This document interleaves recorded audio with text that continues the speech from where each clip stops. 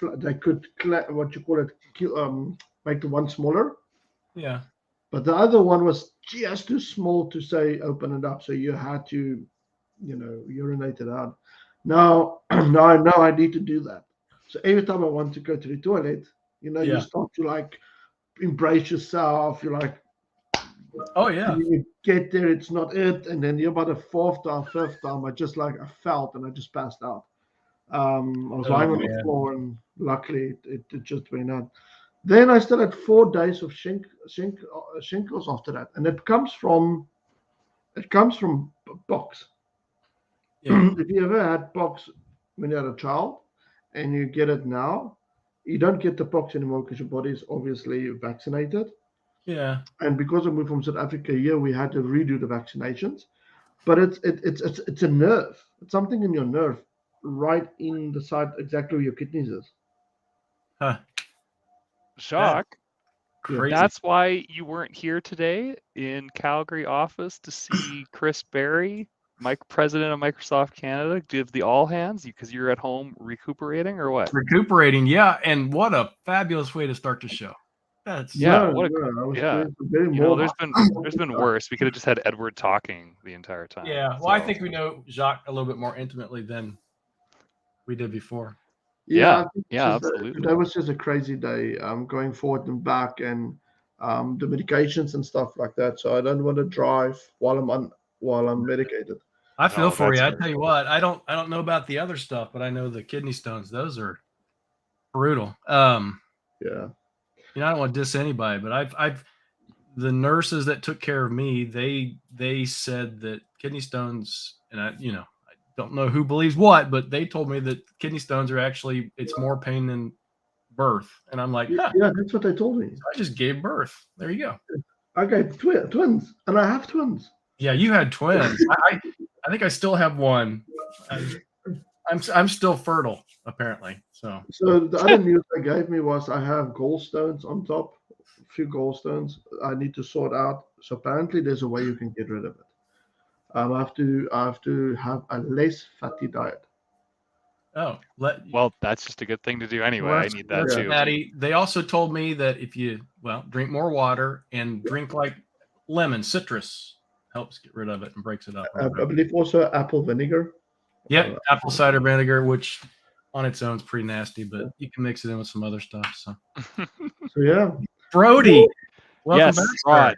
Hello, Oh my I am goodness, broadcasting. you look fabulous, by the way. Thank you, Rod. Yes, today, first day back from vacation. Are we starting? Are we like live? We doing the intro Well, or what's the deal? we are live. We are Okay. broadcasting. I figured I'd let you, since this is your first time back in a little while after taking a long vacation, we can talk about that here in a minute. But you want to Sure. start us out so Frank knows where to start the audio? Yeah. Okay. All right. And otherwise, we're all good. Before we get going, Jacques, you know how to present eventually, and everything all we'll good. figure it out as we go. Figure out as it goes. The share button. Okay. Okay. Yeah. Sweet. Yeah. Perfect. I will do the intro then. No problem. Okay. So 5 seconds of silence. Recorded Wednesday, September 28th at 3 p.m. Mountain Time. Good evening or afternoon, Rod, Jacques. And soon Edward and Frank will join us. How are you, Rod, today? Rod, my co-host, my friend. I think people know how I am. So I think we need to push it back to your side. Where have you been? I don't. So you said you're on an island. I don't see a tan. What kind of island was this? Was it Newfoundland? Was it what? Other coast. Luckily, not Newfoundland, which is recovering from a hurricane. So that's right. hats off to the entire Atlantic coast of Canada. I hope you're doing okay and cleaning up okay. I was on Vancouver Island on the west coast where it was just sunny the entire time. And that was the lighting in here is terrible, Rod. I'm at the Calgary office today on 9th Avenue, downtown Calgary. And I've got a little breakout room here so I don't, talk over everybody as as the whole office is full. We had the new president of Microsoft Canada come by today. And so an email came out basically, and it's like, please make an effort to show up. We will feed and water you. And I was like, okay, well, I'll show up if there's food, right? That's good. So I think off you missed the an Jack. opportunity. I think you missed an opportunity though. Where is this president of the office. Can he? He was here. I got a chance to shake his hand and introduce myself, but he had a lot of people because everybody came in. Oh, and not a lot of desks. A lot of people came in at like 9:30, and they're like, "Well, it's full." And I got here at like 8, and I got my corner desk right away. So I was pretty happy about that. But Rod, if I see him again, I'll invite him on. I'll tell him we could probably squeeze him in somewhere. Yeah, we might. We might. Yeah, I don't probably know. be able to figure it out. So, right? so what did you do on vacation? What'd you do? Well, Golf? we golfed, and snowboard? unfortunately, my dad beat me by 2 strokes because I completely fell apart in the middle part of the golf. And then and he gets really competitive. So he started slowing down and swinging properly. And he's like, "See, bro, you just gotta swing slow like dad." And I'm like, "Okay, I'm gonna remember that every time I golf now. Slow like dad." And he Slow like dad. Yeah. So we golfed, and we also went out to Victoria, saw a band, and just kind of checked out some pubs. And there was also some kayaking, which is my dad's idea. He's never kayaked before. Oh, so wow. We went sea kayaking, but it was in a pretty sheltered bay. Brentwood Bay, it's called. It was just beautiful. There was seals that came up to us. There was get out of here. That's awesome. Yeah, they were really cool. They were just bubbling up over the surface. So that was pretty neat. Huh. And we saw a whole bunch of jellyfish, and I found out that helping your dad in and out of the kayak is important if he needs to get off on shore to relieve himself. But then you need to have your own strategy for getting in the kayak and pushing yourself off at the same time. Needless to say, I fell in the ocean, so it got a little wet. So a bit of a wet bus ride home, but we made it work. It was all good. So it was a great visit. It was a great visit. Other than losing the golf, I had a great time. I'll get him next year. And yeah, how about you, Frank? What's new? Are we talking about Brody's excellent adventure again? What's the deal?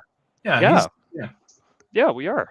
But we'd love to hear from you. Look, you got a new background. This is amazing, Frank. What's going on with you? Look at that. That's so professional. Look at that. You like cool. that? Yeah, you got a Who Hacked. Hey, Rod, you're supposed to send me one of those board games. I'm pretty sure.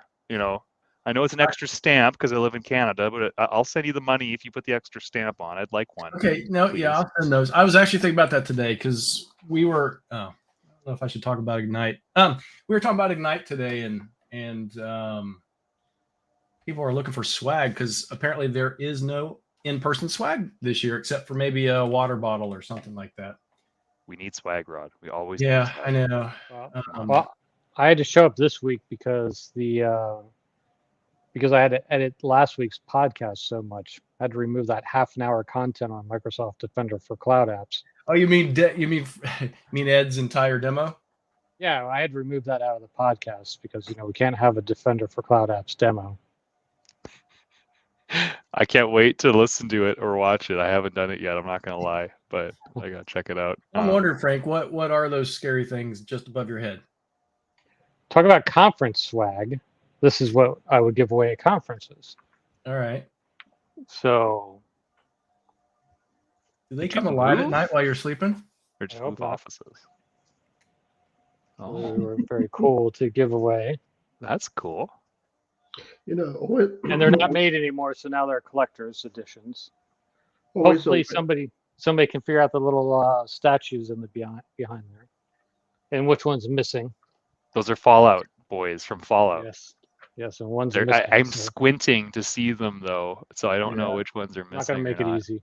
It's pretty interesting. I frankly I like it, or Frank, I like it. Either way you want to say it, but that's pretty awesome. I like the background. Great background. Background. Did you just was that what was behind the green screen all along? Yes. There you go. Really? Yeah. That looks way better. Just gonna say, why did you have the green screen up? That looks way better. Did you trip over the green screen and walking around? No, it's still there. It's still there. Okay. When you pay for a green screen, you got to use the green screen. So you do. I actually have a couple in my closet over here, and I have one that fits over the chair, but it just looks so goofy. I don't use And you always have to have the right lighting. The Yeah, Yeah. oh, that'd be great. Otherwise, it won't work. Well, Jacques, you have a cool background anyway, so Yeah. No, Jacques, just keep it natural. this is to Frank. Just don't get them wet, Yes, right. and don't feed them after midnight. Yeah, I got a few more. I got big ones. These, but yeah, they don't make them anymore, so I consider them collector's editions. So Yeah, Cool. and this one's to me, but I'm not going to answer that right now. So Addicted to KQL. Oh yeah, wow. there is a sort of kind of a addicted to KQL series coming to match the Must Learn KQL. It's just taking a little bit longer. So. Okay. Hey, can I ask you guys a question before we get on with the show? A great question for one of my customers today. And I think cost you a nickel.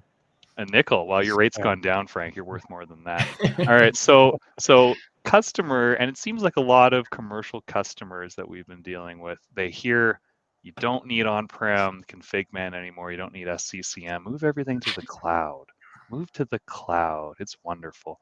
This is just, containerize that comment and realize that we as technical people don't necessarily put it that way, right? So customer is trying to manage custom ASR rules. They have onboarded their servers with Defender for Cloud. Say Defender for Endpoint has a part in that, right? But you can't manage custom ASR rules through Intune/Endpoint Manager for servers because it's designed to be an endpoint and mobility solution sans servers, right? So what's the right approach here? Is it SCCM policies or config policies to manage those custom ASR rules versus kind of old school group policies? How would you do it?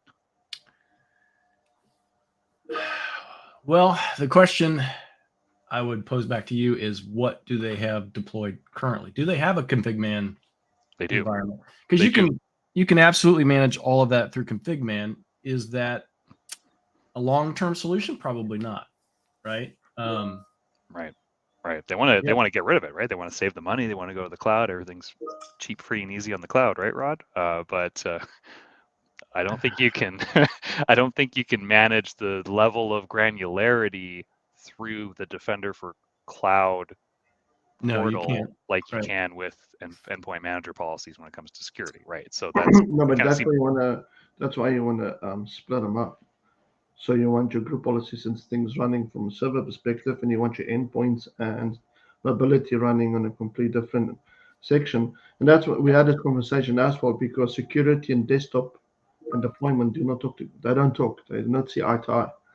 So for some reason, so they protect their assets. And the desktop guys will always tell you, no, we've got this. That's what we're doing. We don't want to change it. Security guys always knocking on the door. If you don't do it in 2 days, we're gonna have a problem.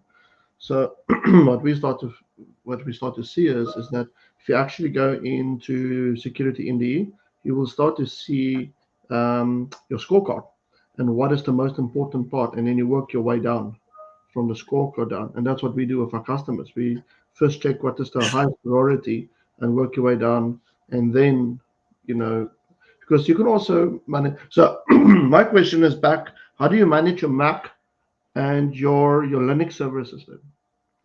Well, they manage endpoints like user endpoints, Mac OS, Windows, Android, and iOS through Intune.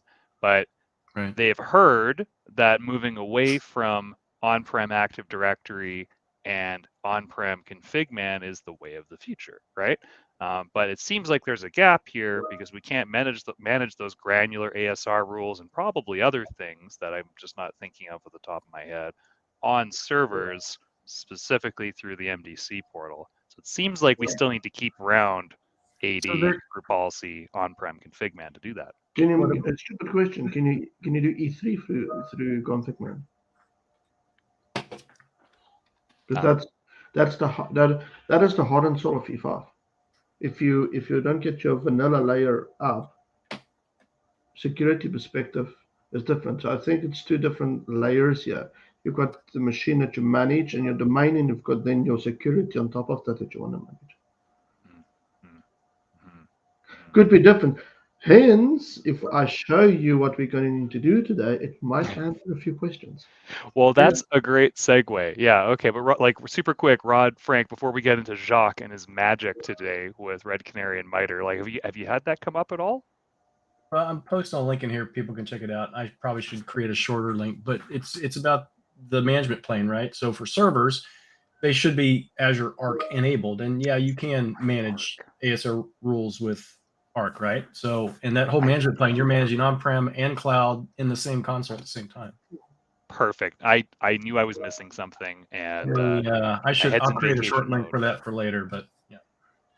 By the way, it's pretty impressive you have the power to create aka.ms links. That's a pretty coveted power. So like I'll bow down to Rod and your So everyone at Microsoft does. I don't know if you knew that or not. Oh, I didn't know that. You'll have to send me the I was just I just throw it out there and don't tell anybody because I'm like, yeah, I have that power.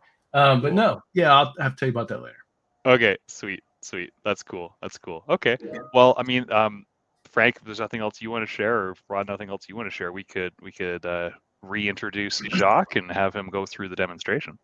Yeah, I would absolutely love that. Unless, no, I think that's it for me. I don't have anything really to share. I think next week we'll talk a little bit about Ignite because then it'll be 1 week to go, and we can talk about the security offerings or the lack of, if you want to put it that way, at Ignite this year. And I just look right at the camera, Rod.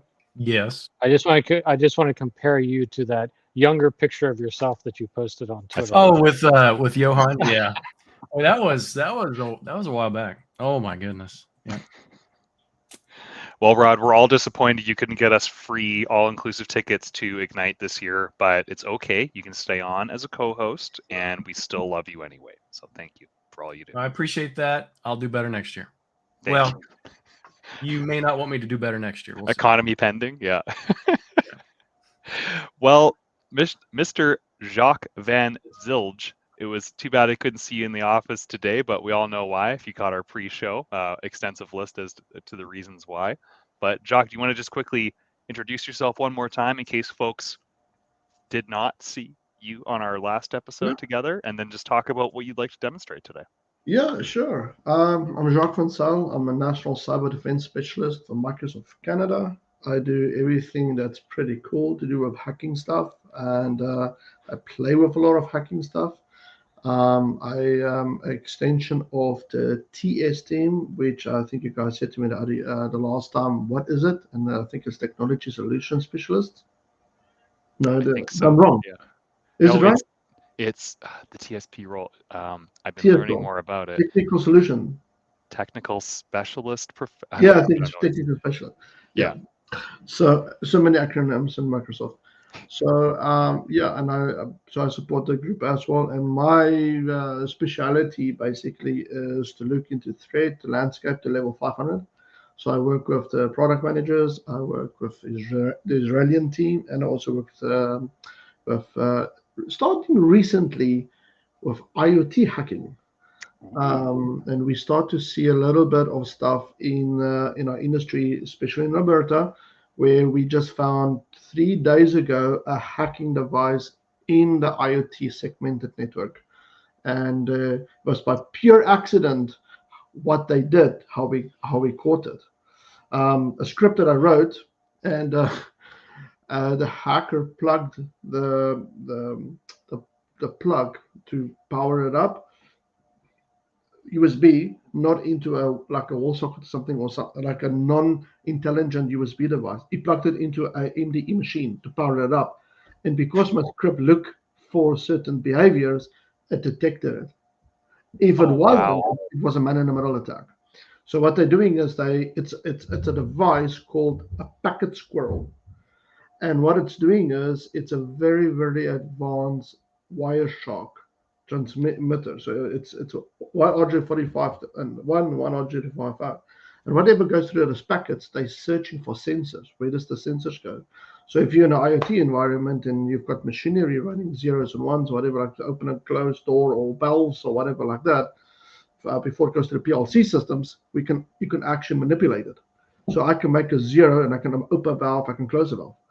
because it only searched for that segment. So we sent it to the engineering team and we asked them, how do we work together, myself and them and a few guys, to pick that up in advanced hunting script before we send it up. And this was Was this a hack 5? Yes, it was a hack 5 device that we called. So I've got a whole range of them now, the new one range as well, which now runs in XML files. So we're busy trying to rewrite coding and stuff like that to pre-detect it into MDE. So that's kind of where my job, well, what I do as well. What I'm showing you today is actually nothing to do with my work. However, the Red Canary open up a tremendous amount of doors when you go into a partner or a customer, or you want to execute certain things so that they can understand the landscape of their environment.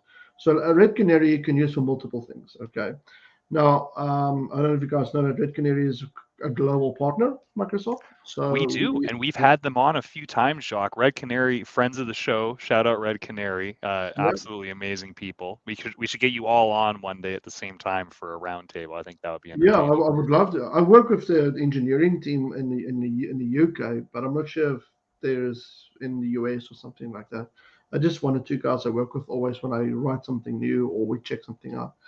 So I've got 3 demos I want to show you guys, and we're going to go a little bit into it. However, there is something I need to say before we continue. Can we go into the segment now? Yes, absolutely. It's all yours, bud. So I probably have to share my screen, and let's say share screen and share screen. It will it ask me which screen I want to share? Yes, it does. Okay. Rod, do you have to do anything to let him share his screen, or you have to bring it in? Can you see it? I got it. Add to stream. There we go. There we go. Teamwork makes the dream work. Yes, all right, thanks. Sorry, I was answering Twitch questions. All good. Can you guys see my mugshot? Yeah, you look great. You look great. That's when I was still young and dumb. Now I'm just young. Okay, just before I continue, I have to just say that I have a condition called autism. So if I talk a little bit technical or slightly out of, you guys don't understand what I'm saying, just say, hey, Jacques, just explain to me, go further.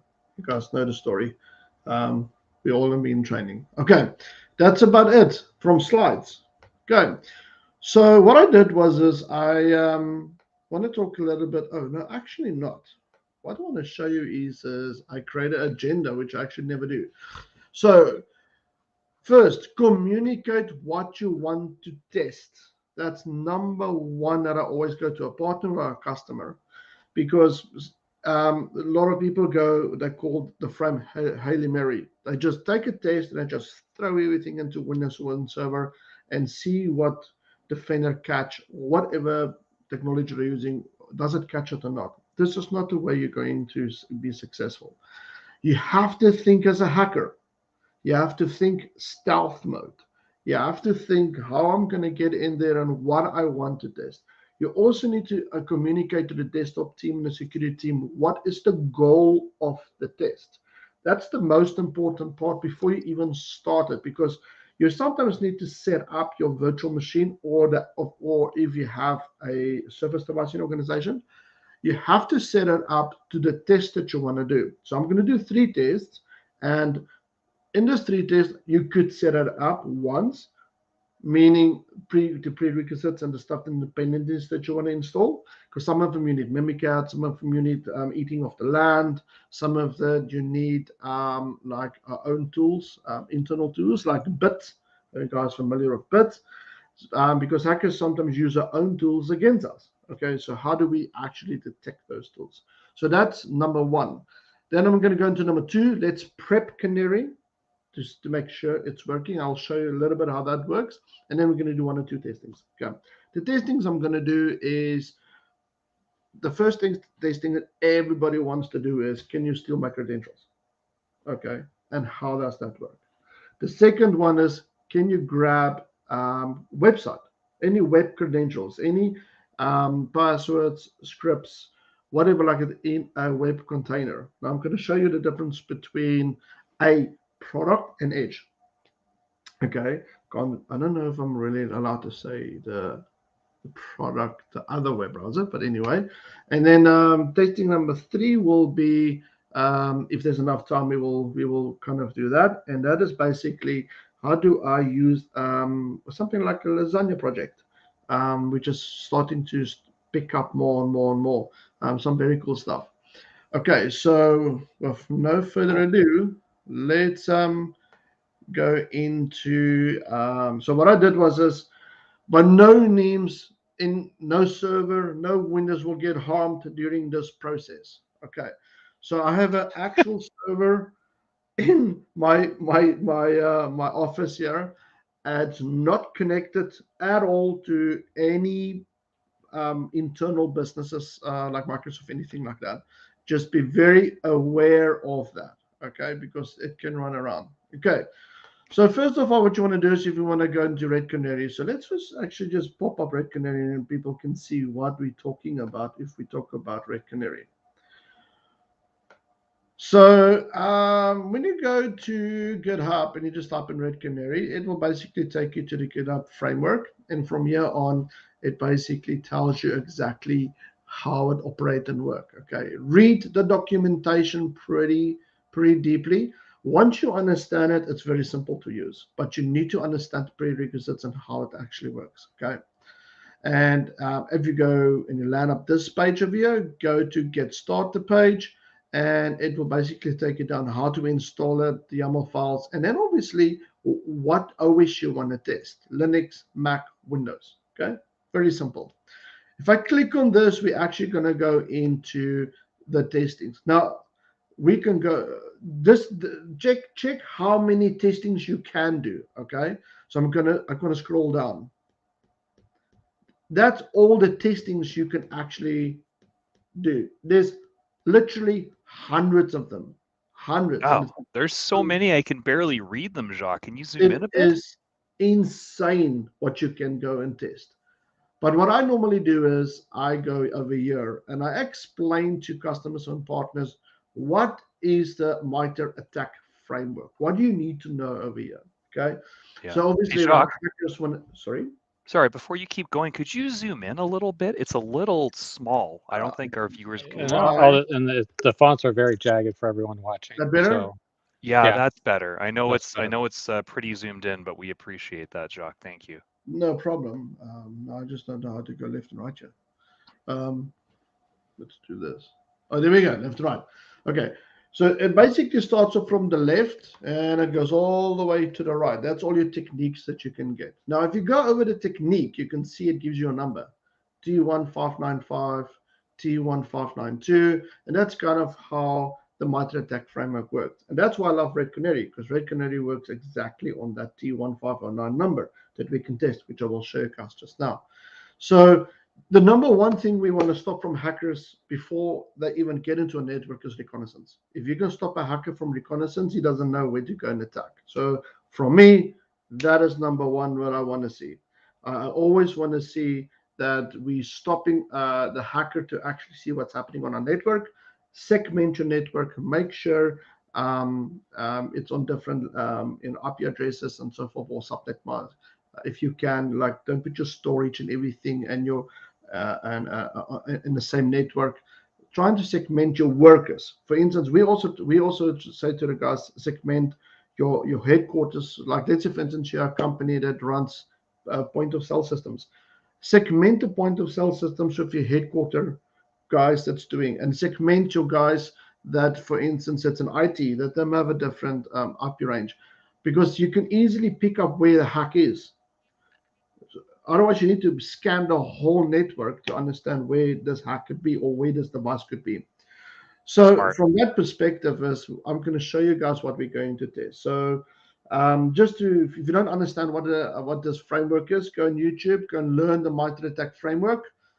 It will tell you everything. We can go forever into this. It's pretty big, but it's just basically what we call the hacker's Bible, or a blue team Bible, if you want to use this attack framework.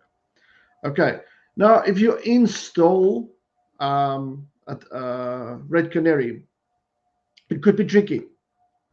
So once you install it, you take 2 virtual machines. The one virtual machine is vanilla, nothing on it, turn all the security off. The next machine that you install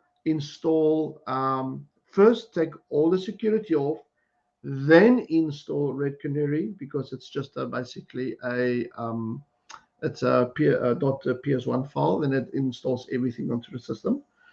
So you turn off Defender, you don't put them in MDE, nothing like that. Once it's all installed, then turn on Defender, and then turn on MDE, and wait 48 hours before you do any testing. Because what's going to happen is, once you enable it, Windows is going to send all the information to your Microsoft Defender framework. And if you do not do exclusions, it's going to detect it. It's extremely hard. It's going to detect it. And I'm going to show you what I mean with that. Even though I've turned it off, as soon when I turn it on, if I go into my machine over here, you will see if I go into Defender, it's already starting to detect. It was detecting Mimikatz, for instance. It doesn't like it. It detects it, even though it excluded it. So what you then do is to prepare. I got a warning about that from Microsoft Security about Mimikatz one day. That was my bad. Yep. Hey Jacques, I'm sure you've had a few of those. Jacques, can you zoom in a little bit more? Maybe try sharing. Just the virtual machine. I know you're trying to flip between windows, but it's just a little hard to read the text. Oh, okay. I think it's because you've got massive monitors at home. Yeah, I've got. However, I have a virtual machine in a virtual machine. Oh, a nested virtual machine. Fun. Well, I don't know how we're going to zoom that in. That's going to be tough. That's even worse. That's even worse. Yeah. Well, usually we read things to Brody, so he doesn't have to read anyway. So. I actually don't know how to read. I'm really just a pictures kind of guy. Yeah. That's okay.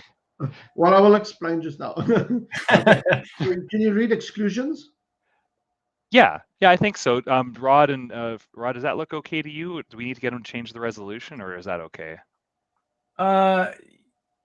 This should be okay for now. Yeah, usually I use Zoom It. I keep that loaded all the time, but I don't know if you use that or not, Jacques. I do use it. I can quickly probably just. Is it something I have to download? Yeah, just it's an executable. It's a sysinternal tool. Zoom It. You load it and then hit Control-1, and it zooms wherever your cursor's at, which is kind of neat. So where do I get it from? Where do I download it? From Microsoft. Just type in Zoom It. All one word. Zoom IT. Like that? Yep. Zoom It. Yeah. Shout out to Mark Rusinovich for creating this in the first place years ago. Not the Softonic download. Oh my goodness. No, we want the top one. LearnMicrosoft.com, the top one. Okay. No, not Softonic. Don't forget the same place you can get Sysmon if you want. Yeah, and you're just about to get another one of those nasty Microsoft emails. Click that one on top. There you go. Yeah, there we go. He got it. Perfect. Softonic. Nobody likes Softonic. Trying to trick us into downloading software with your adware. Not since they invented Hard Tonic. Oh, thanks, nobody does that anymore. Yeah, thanks, there you go. Dad. You open that up and just run that, and it'll run the system tray. Then you just hit Control-1, and wherever your cursor's at, it will zoom into that little area.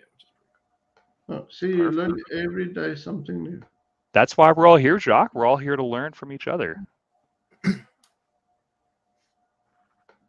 Well, see, that's a presenter's tool. I've used that so many times. Oh, it's Zoom 64.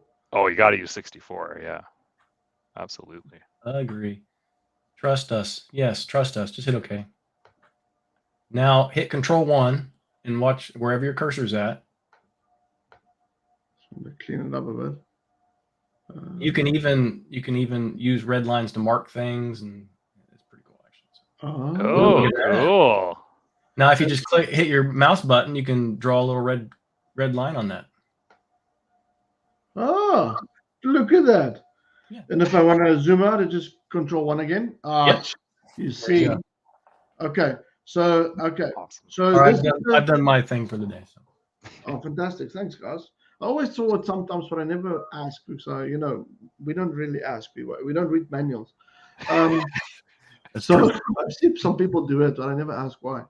Okay, so the 3 exclusions you want: the atomic red canary directory, the PS2 ones, and you want to actually go into the local temp and just exclude that as well, because what it's going to do is and I'm going to show you guys if it's going to actually download the tools required to do the actual hack as a hacker. So Red Canary really made it so easy for you to actually use and to utilize. So if you go into your system, can you guys see that font? Is that big? If I type in the top there. It's a little small. Okay, let's do some Control-1 bit that way. Yeah, got to remember, Brody just came back from vacation. He hasn't Listen, his eyes too hard yet. I am trying to make sure the recording and our viewers can see it. But yes, my eyes from all the sun, Rod. All the sun was just, I know, much. brutal. Go ahead, Jacques. Thank you. I'm trying to type in here, but it's... Yeah, you're not gonna be able to type when it's zoomed in. You can't. Okay. Yeah. So what you want to do is you want to do invoke atomic test. Then you type in the actual test that you want to do. So T1055. Okay. So like I said, we're going to do 3 testings over here. So the 3 testings that we're going to utilize is remote process injection via LSAS. Can I grab passwords in the LSAS? Then disable security. There's a lot of YouTube videos going around that you can just go ahead and disable, E5 like it's nothing, or Defender. And then can I grab, if we have some time, grab some passwords out of the browser. So let's just check if we can do this. But what we're going to show you is exactly how we execute that. So what we do is we do that, and what we can do is you say check. Sorry, you want to say show. Show, and then you say show brief. So what it will do is it will tell you what you can do. Shellcode execution, remote process injection via LSAS using Mimikatz. Now, do we have Mimikatz installed or not? So we can then go and check. Do we have the actual prerequisite? So what we do is we say check, and it's going to go and check for you the first one if you have it installed, so that you can do the test, and it's going to go and check for the second one. Well, that's easy. That's very easy. Okay, so there we go, and it's going to give us green, and it tells us, I can actually do that injection. Let's say, for instance, you did not have it. Okay, what you now can do is, which I didn't have in it, which is very cool, you can say get prerequisites, and it will go and grab it for you and install it. Really? I didn't know that. That is really easy. Wow. So it makes your life so much easier when you do testings, and it will tell you the Mimikatz executes it exists, and it's going to tell you where it is existing. Remember, I said go in and make sure you do exclusions on those directories. Otherwise, if you don't do the exclusions, Defender will kill it. You will not be able to download anything. Okay. So after we've done that, what we can now do is we can say, right, we want to test number 2. Okay, that's obviously what we want to test. So we then say minus, and we say test number 2, and then we say show. It's going to tell us what it's going to do.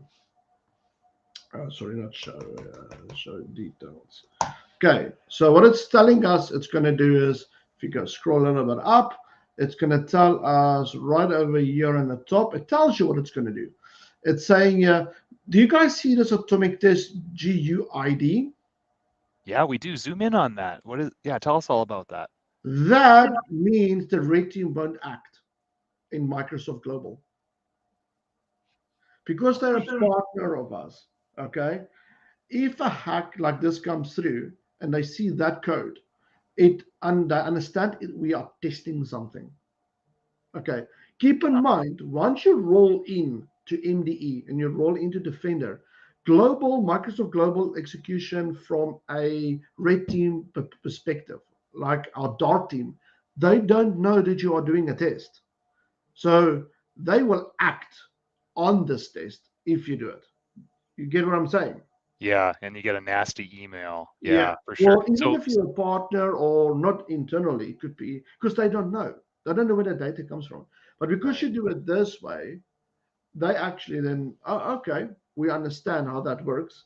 So they won't act on it because it's not an actual hack that's happening. Got Okay, it. It's all so based let's on the quickly GUID. read Okay. through it. It's going to say we're going to use Mimikatz. It's going to go via PSExec. It's going to dump the LSAS process for a RAD 500 vote injection. And then it's basically going to grab the information and it's going to put it into a deep dive on the LSAS patch and inject it into the HTML. And it's going to prompt out, yep, we got the password. Okay.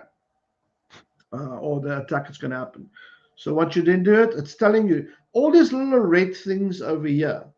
You can go as a company and put your own things in. So if you speak to your the desktop or the security team, you can say, let's say for instance, me and Rod, we want to test this. Then they can give us a number. Let's say test 007. We will then put in the execution path on the end 007, 007, 007 everywhere. So when it happens, they know that this hack is an internal testing platform. You guys get what I'm saying?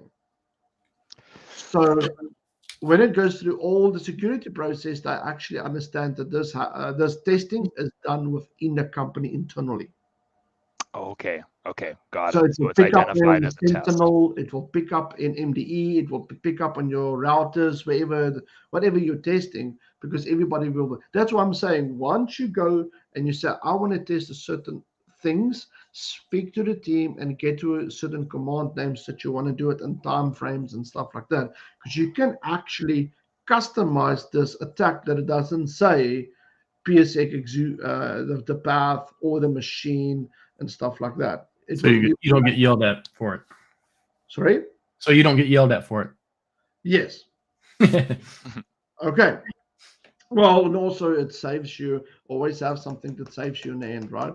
Right, now we want to run this. So let's see what happens. We execute it. It now injects into LSAS. It's going to grab the Mimikatz. It's going to grab, and it says invalid. Couldn't access the DC1.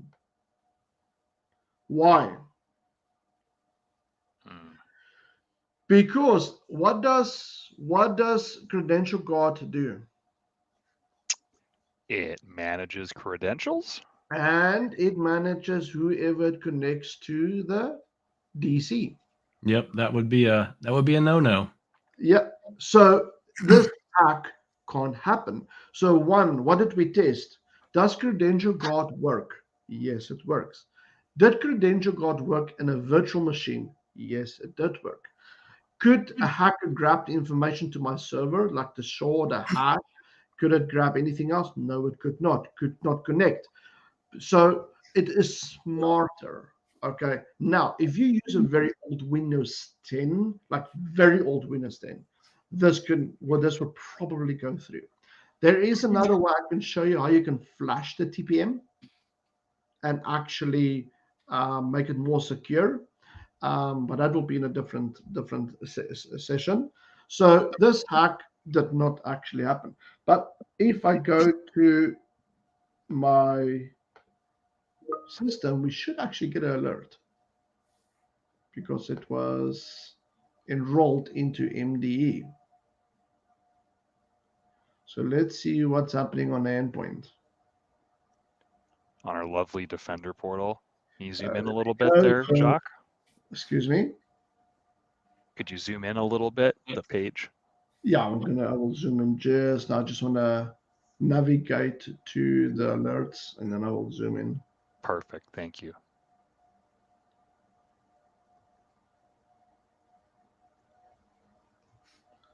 Okay, there we go. So there we pick it up. Suspicious command. Already pick up. Oh, there we go. So there we go. It's already picked it up. The hack. Yeah. And it's busy killing it. So if we go into I like how you put that. It's busy killing it. Yeah. Automated investigation and response, right? That's what automated murder. Yeah. detecting the cool, and there we go, credential access, and it killed it. Okay, so what it's going to do also is, if we've never seen attack, so they tell us there's 5,000 or 7,000 different Mimikat versions out there. Okay, and every time they do obscuring, so they do a base 64 encoder. Are you guys familiar with base 64 encoding? So you can take it and you can actually make it even more harder to detect. So you can actually take that code and encrypt that code and encrypt that code. So it takes a long time for the artificial intelligence to pick it up. It's a Mimikat version of family.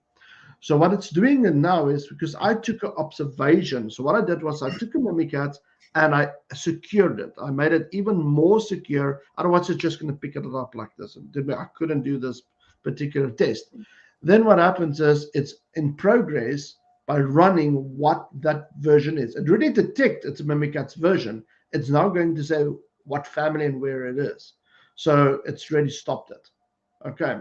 So the AI and the ML of Microsoft works extremely quickly. We just run it now and we already detect it. That's how quick it was. Okay. So that hack didn't work. Okay. Cool. So it's very smart how it detects. Okay, so let's go to myth number 2. If there's no questions, myth number 2 is we can disable Defender. Okay, there's so much YouTube videos about this. Yeah. Here's a little hint. If it have techno music in it, don't follow it. Okay. But I like techno music, but I don't like Defender getting disabled. Oh, this is interesting. I'll be happy to see this. I've delivered a session a couple times. I don't know if you know Sergey or not.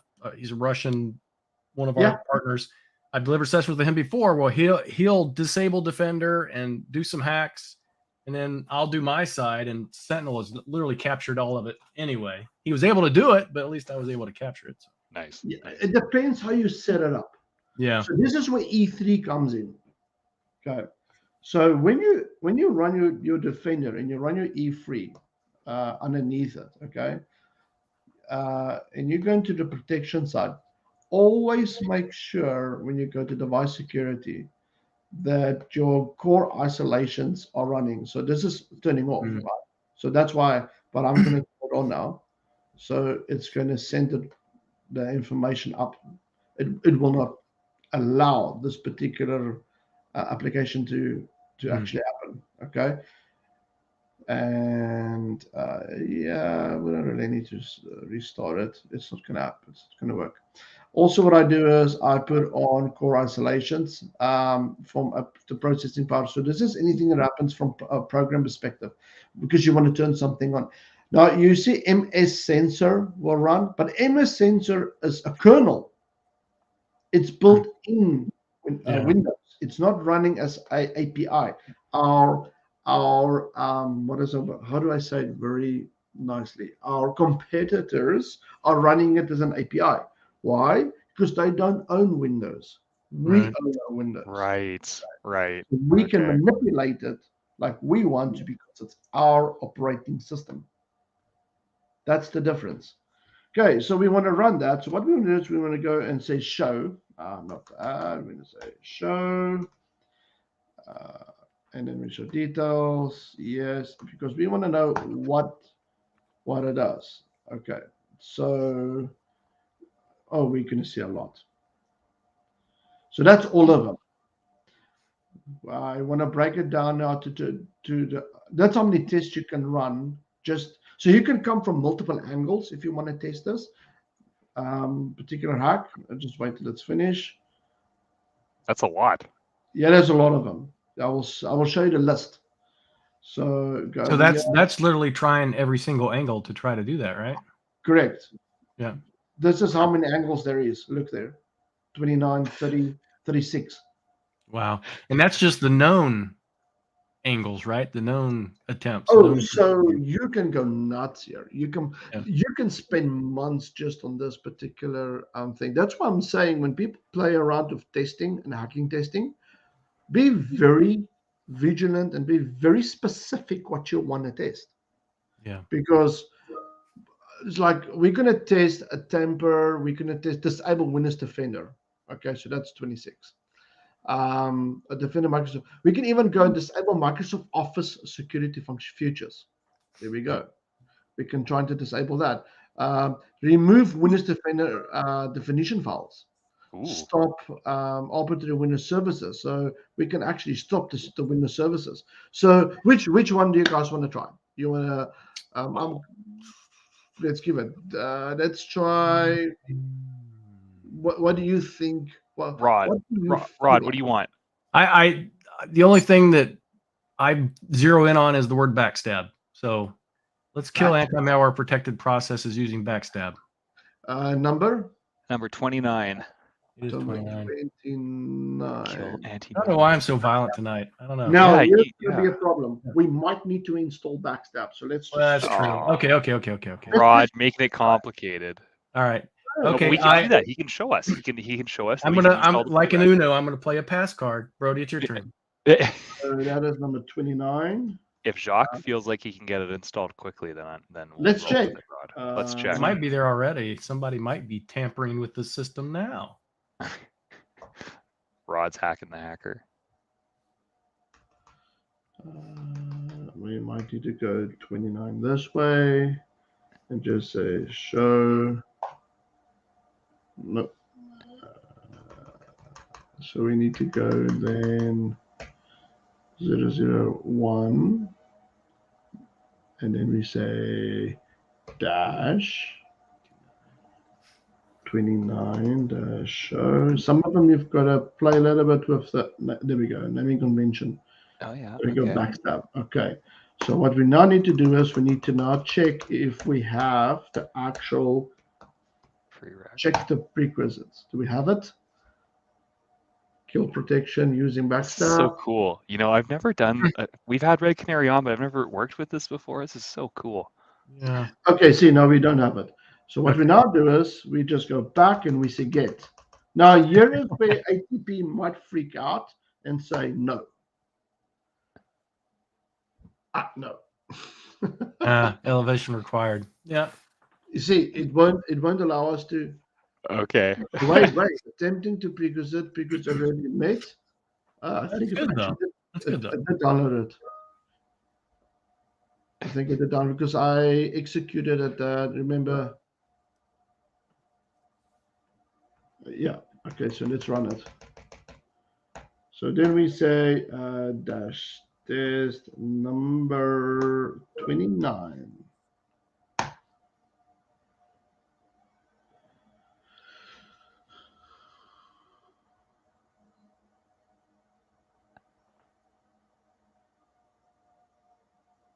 You can't run it because I need Elevated privileges, yeah.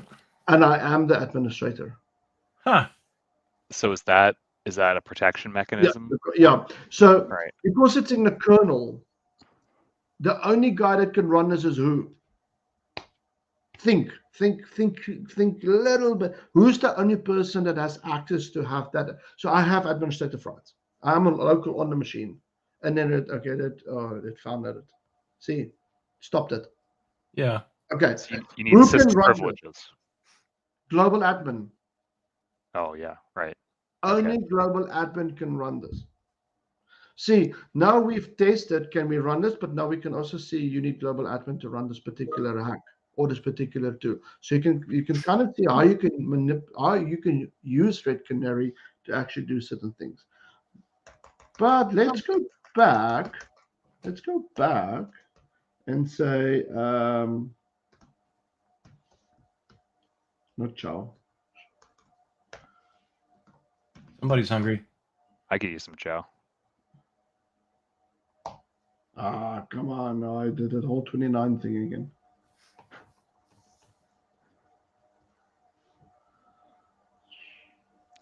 Do you guys find it very interesting? Is this stuff that will help you understand how we actually run testings?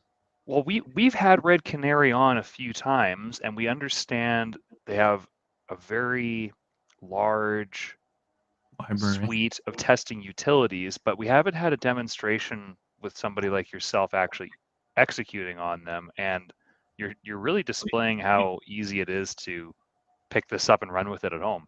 We've got everything on GitHub. You've got a nested VM environment at home. This is not your Microsoft machine, or Sela would be giving you an email. And I think the show prereqs and the get just makes that way easier, right? It lowers the barrier of entry for people who want to test out these capabilities. So it's pretty cool. Thank you. Oh, good. You picked the one I was going to pick. 26 Yeah. rod. So it says the following atomic I'm attempt. okay with that. So this is what it's going to do. So you can read the description. The following atomic will attempt to disable Windows Defender using the built-in DISM exe deployment, image services, and management tool. DISM is used, and it gives you a little bit what it is to configure features in Windows imaging. A successful execution will not stand out on the details. Remove and switch, and it will also use verbose. Okay, to do this particular attack. I don't know if you guys know this, but this is just a higher form of execution.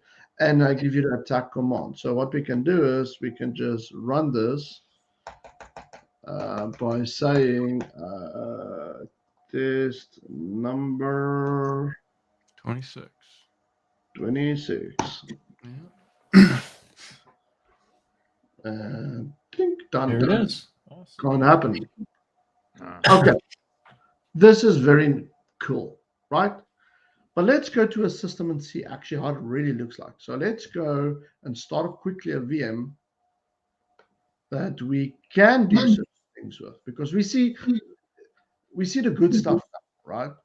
What about how does it really look like if something like a hacker would run that? Something unprotected. Yeah. Yeah. Are you guys familiar with Commando? No. I played Yeah. Commander Keen when I was younger.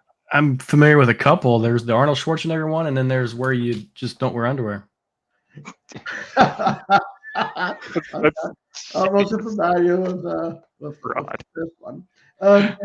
Second one. Listen, you guys know, obviously, Linux. Come on, Kali Linux. Yes. Did you guys know there's a Windows version of it? Oh yeah, yeah. The Commando. I did not. I'll show okay. you in the next, maybe another time. I'll show you how that works. That's Microsoft loves Linux. Yep. We do. You know what? That was such a smart move. That's a Satya Nadella move, right? When Do we you know switch who mindset. built? Do you know who built that? No. The Commando VM while it's booting up. FireEye. Oh really? Yeah. If you go over here and you type in your Commando VM GitHub. Ooh, I don't want to show you those that was something I was busy testing. Just go in here, say command.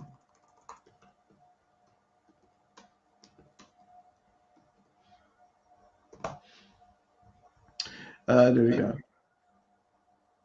So that's Commando VM.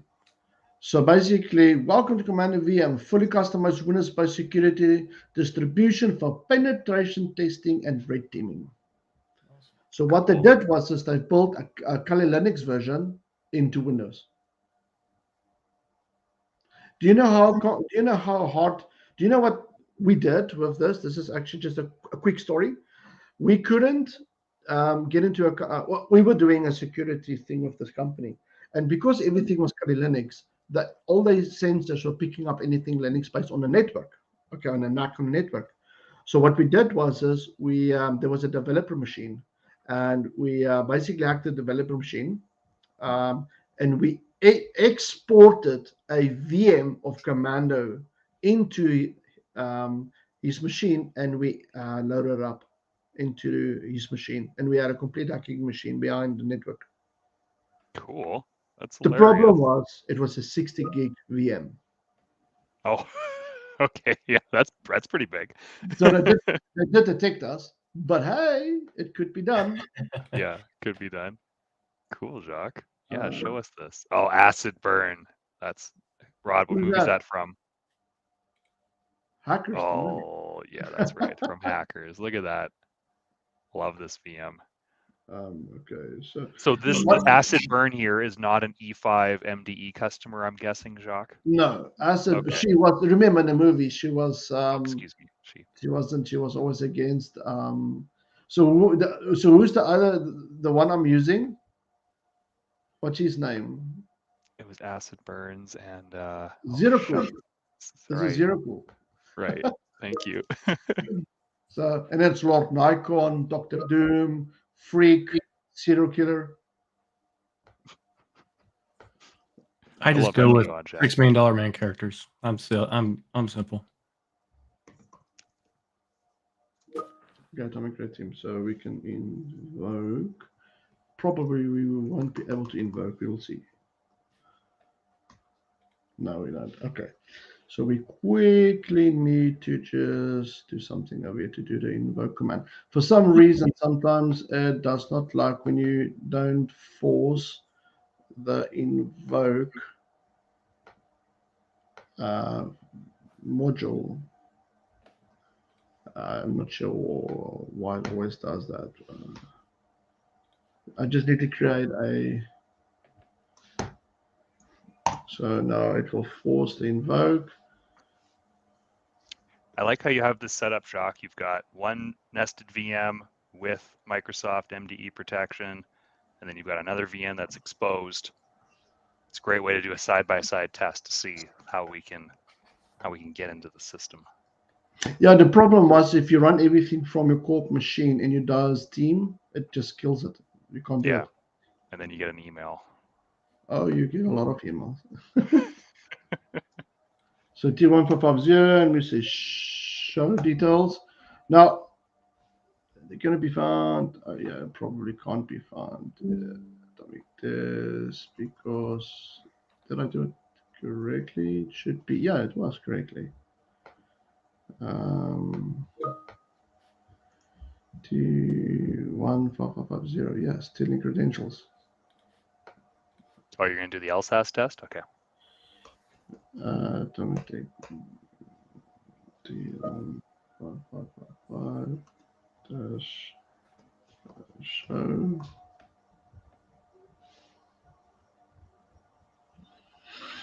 Oh no! Did Acid Burn forget to install the Atomic Red Team pack? It could be. No, there isn't. Atomic is there. Let me just check something. You know how the demo gods work? Absolutely. I have been burned by the demo gods more times than I care to admit. But live demos are more fun that way. No, it is there. It's fine. It's there. Okay. Yeah, it is there. Sonic Alias. Yeah, and invoke is there. Let's just say invoke.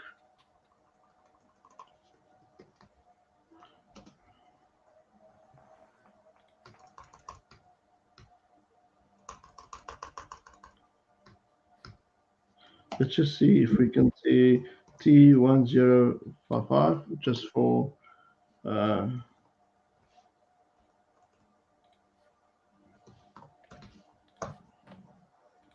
what does it say? I cannot find it because it doesn't exist.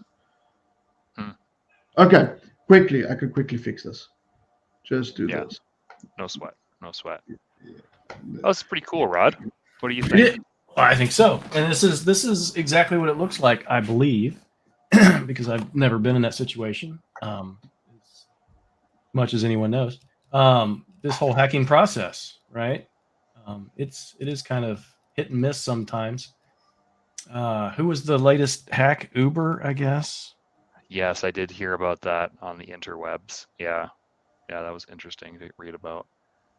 Yeah, and it's, like we don't like to talk about FUD, fear, uncertainty, and doubt, but if you have that zero trust mindset, it's not a matter of if, but when, how you can mitigate the risk and the blast radius. So this is a good demonstration of how to test. Well, it is, and I think what Jacques is really highlighting here is what is available for folks to test their own environment, see how good their environment is as they're starting to kind of bolster security, starting to migrate workloads, starting to do upgrades, starting to do all kinds of things.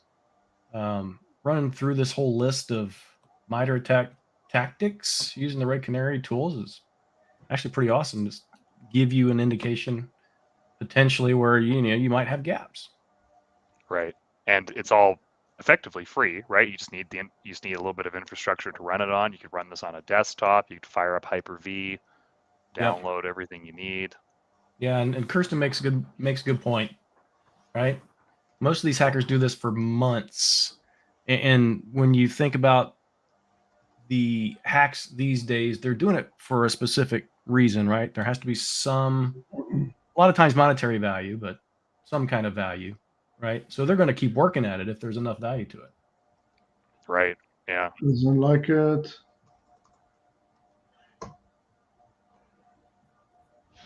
Let me just check T555Y. There could be something that I'm missing. Yeah, that's okay. Let me just quickly check here. When I delivered Rod and team and everybody listening, when I deliver Defender for Endpoint engagements with customers, we have some tests, simulations, tutorials that you can run through the portal itself. But this just takes it to the next level in terms of triggering MDE, and I want to try this out a few times in my own lab for sure after watching Jacques do this. If we never hear from you again, we'll know why. Yeah, no doubt, Rod. And that comment you had up there from Noodle, I find that exploiting a box really helps to understand how to protect from the same attack vector. Yeah, that's a great point, Noodle. Thanks for the comment.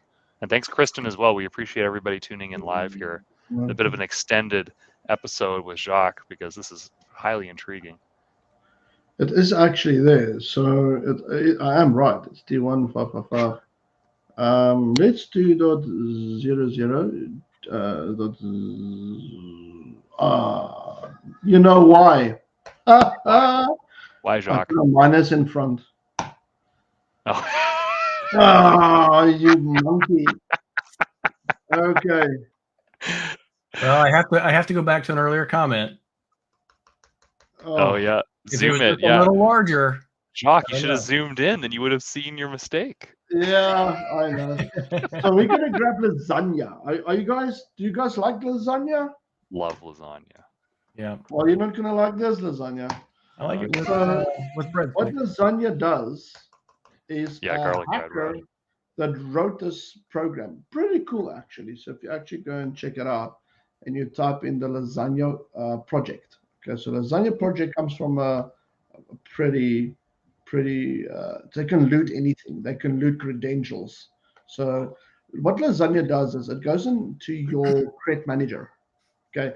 Now, because we installed something on that machine, a different browser, okay, it might actually grab something we don't want to. So if we go to Cred Manager, there should be no passwords saved on this machine.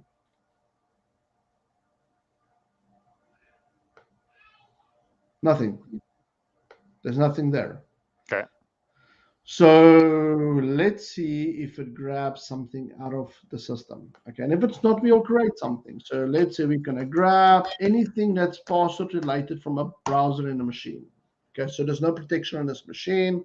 It's grabbing, it's running lasagna, and it should pawn whatever is running or whatever is saved on this machine. In the browser.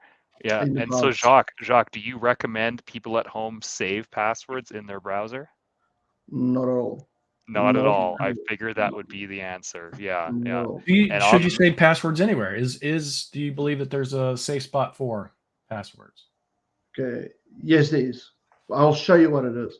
Okay. So there's nothing in this machine. Fantastic. So let's create quickly. Let's log in and save something. Okay. So let's go in and it says, let's go. What can we log into your bank, maybe, Jacques? Log into your bank. So let's go Dropbox. Okay. I tried. Or PayPal. PayPal's safe, right? Yeah. Dropbox Home.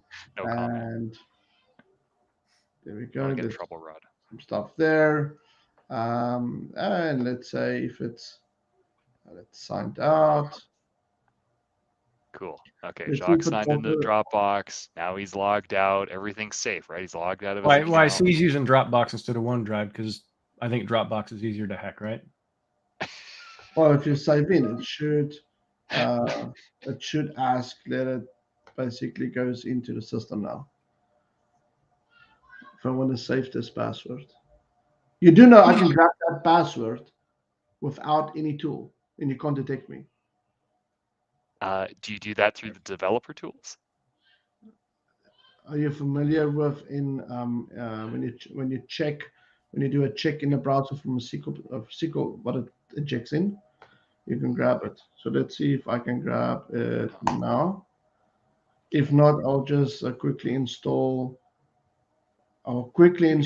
Chrome, and let Chrome quickly just do a history save. Oh, it won't work. Oh, been blocked by antivirus software. But Hilarious. I turn it off. It's turned off. Hilarious. I turn it off. See, Wow. this is a problem sometimes with Defender when you do tests. It's too good. I'm hearing it's Darn too Defender. Yeah. Oh my Yeah. goodness. good. Yeah. There we go. It's turned off. Well, I think this is a good reason why you have, like you said, you want to separate the VMs. You didn't hit the really turn it off button, I don't think.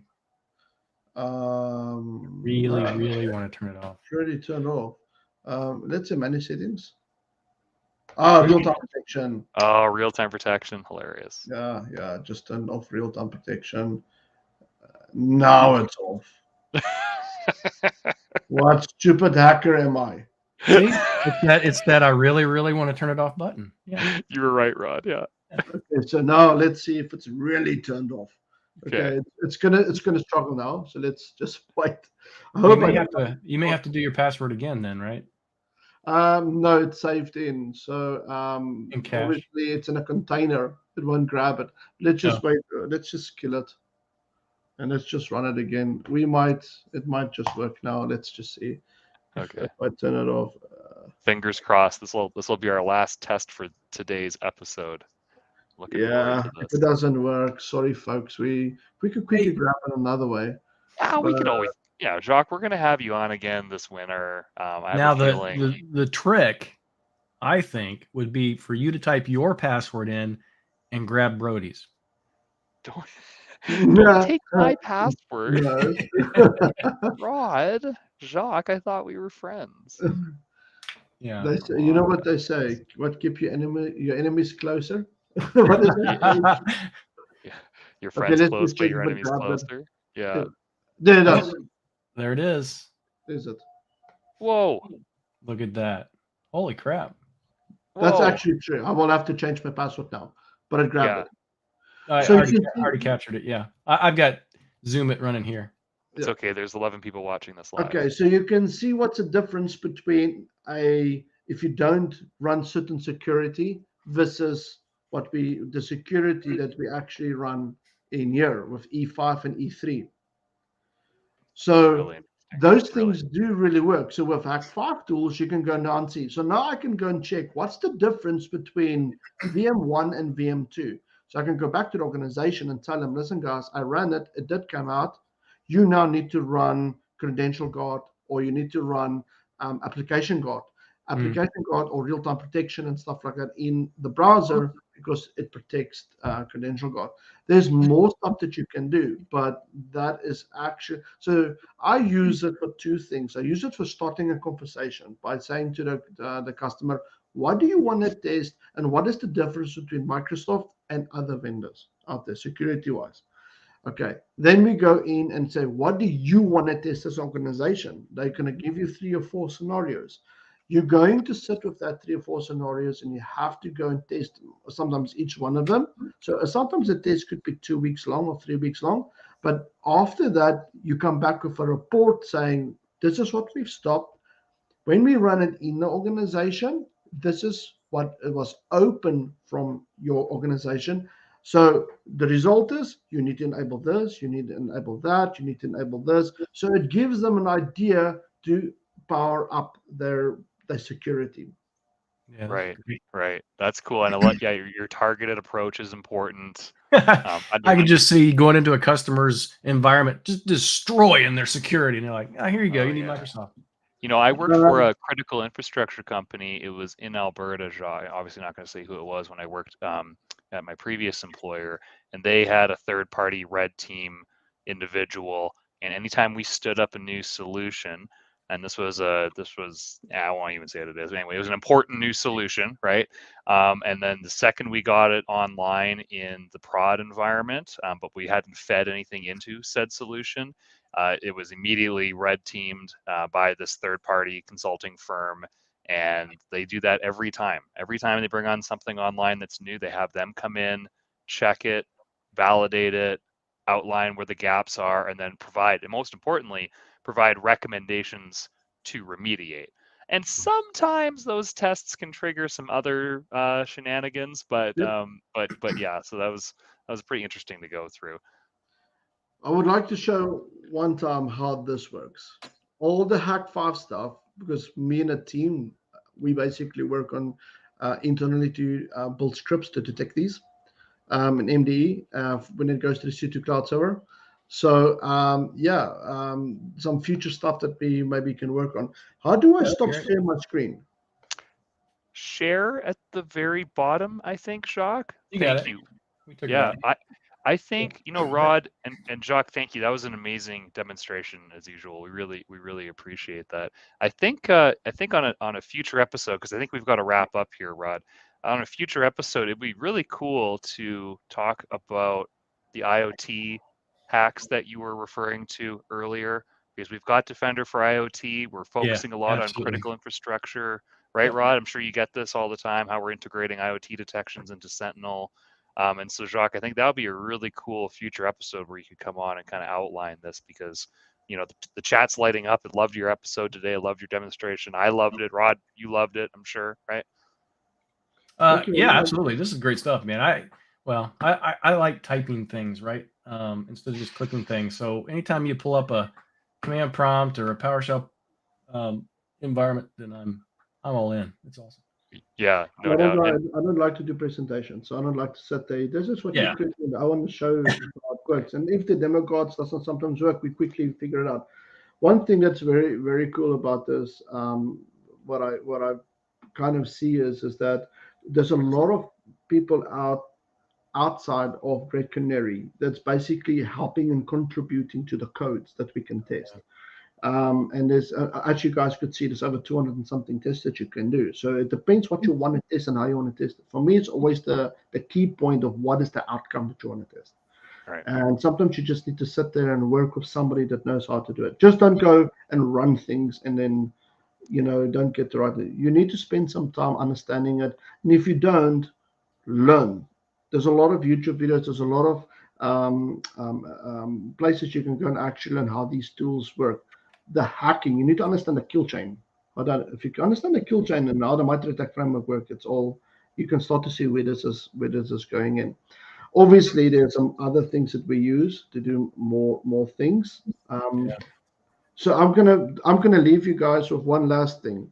If you're a pro hacker in the wild, bad actor, what is your licensing cost per year? Take a guess. Hackers have licenses. Well, they hack so they can pay for those fees, right? Correct.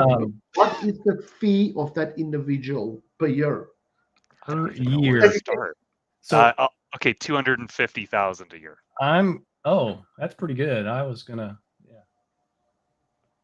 Is he close? 85,000 minimum. 85 minimum. Okay. Yeah, I was originally thinking 100, but I thought, you know what? Jacques saying this, it must be some astronomical number. I'm going to crank it up to a quarter mil. Yeah, you ruined it for him, Brody. Yeah. It's insane. People think that just hacking by using Kali Linux is hacking. That's not hacking. That's freeware. If you want to pay Metasploit per year, the actual Metasploit database is between $15,000 and $25,000 annually license. Wow. Yeah. So they really do need a significant target so they can keep their Ransomware licensing, stuff pay like that. licensing fees. Yeah, absolutely. So there's a licensing, there's a head count, there's a fee to anything in life. Cost of doing business. Yeah. Yeah. So Rod, they're running all those Bitcoin miners on your machines right now to pay for all their licensing. Don't get me started on that.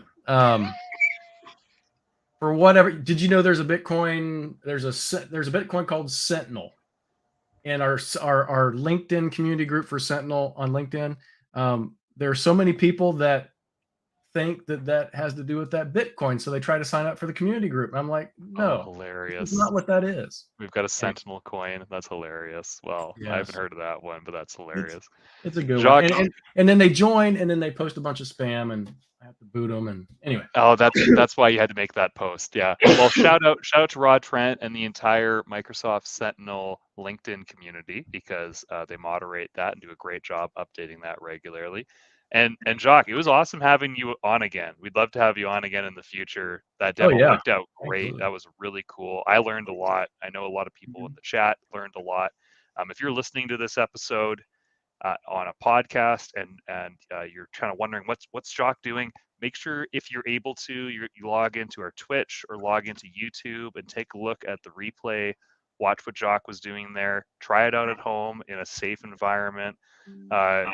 Make sure you don't post your password on a live stream. Jacques gonna have to put MFA on his Dropbox account, because it looks like Noodle's gonna be all over that today. already changed.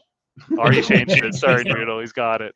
Yeah, but that was really cool. So yeah, if you're able to, please take a look and watch the replay. It really just shows how powerful and honestly easy it is to test with Red Canary, right? And a simple little nested VM setup. So thank you for that. Well, thanks, Jacques. Thank you, Brody. Thank you, Frank, for joining for a brief period. And I don't know what happened to Ed. We'll probably have the debrief tomorrow. It was probably something Ed like. So yeah, Edward's apparently getting chewed out, but that's okay. That's life. Can't always be fun. So all good. All right, Jacques, let's do coffee or lunch downtown sometime soon, my friend. Okay. Yeah, sure. So excellent. Have a great night. Thank you so much for having me, and thank you so much for it's such a good channel. It's such a blast to do this. So tremendous good work in the industry. So thank you so much.